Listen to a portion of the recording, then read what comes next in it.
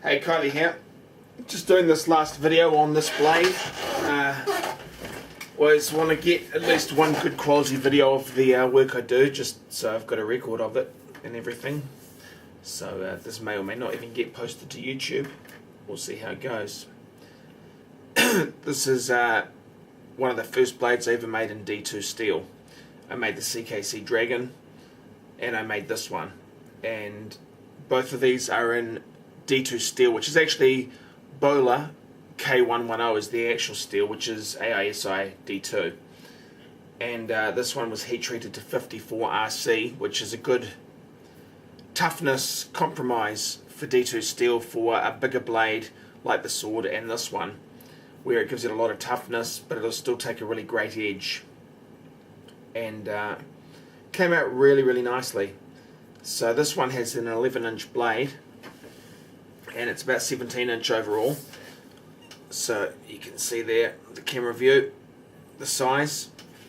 And with this one I did a pretty neat styling on the tang with some design of the drilling and everything. So I've used the plexiglass see-through handles. Now if I get a torch here, might be able to make that pick up and let you see how to look with the handle if I zoom in a bit. Let's try and take that torch from behind so you can see the glow coming through that you'll see in the sunlight and everything. And I think that's a pretty cool effect. Just adds a bit of style to it. So yeah, I'm pretty happy with that, how that came out. And you know, this is not a slicing blade. It might look like a carving knife, but it's not. I mean, I've designed this just because it was a nice thing to do. I liked it. It matched the sword. It's plain and simple a fighting knife. You know, it's very thick, heavy geometry. And I did it to kind of model the style of the sword I was doing. You know, it's 3/16 inch thick there. And because it's a fighting knife, you want the balance in close so it feels light in the hand. So, you know, the balance is right in there. Gives you just a little bit of forward motion when you're holding it here, but very light. It weighs about 382 grams with the handle on. Feels good, secure in the hand. And this stuff's pretty grippy, even though it looks slick and glossy. It sticks in your hand quite well. And there's just a minor little swedge style through here to match the guard.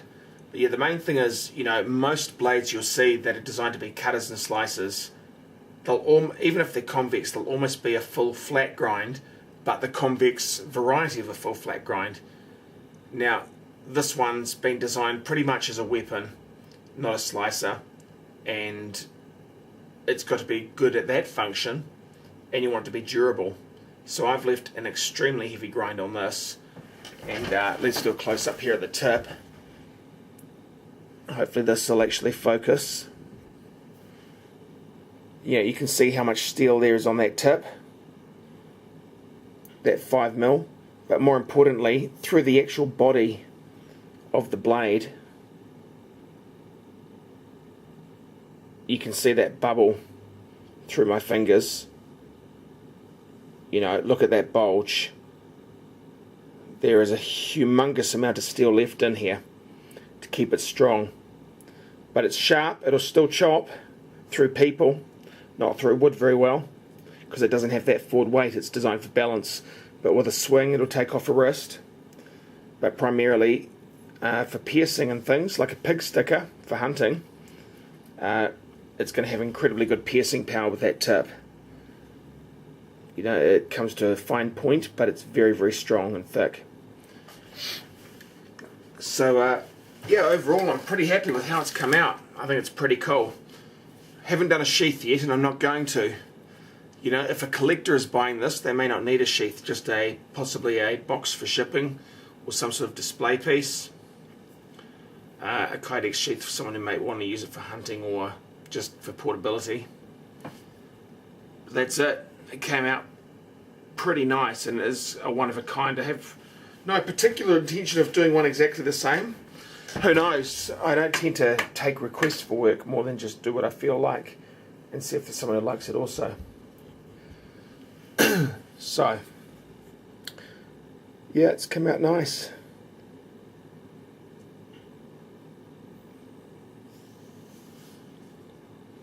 It's quite a cool finish on this stuff.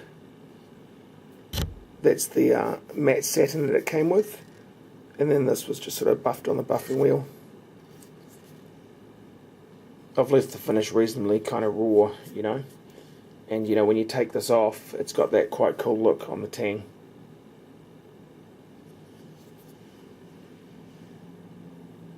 Like most of my stuff, you know, I don't get the finish perfect. I don't even try and get it perfect. What I get it to is just nice, you know. Nice, but with that feel of kind of that slight rough, hand-done type finish. Not striving for perfection of form aesthetically, more than just through the appeal of the actual design itself and its function. Yeah, anyway, I'm quite happy with the result, and I hope whoever gets it will be too. I kind of quite like that little sweep up there that it's got.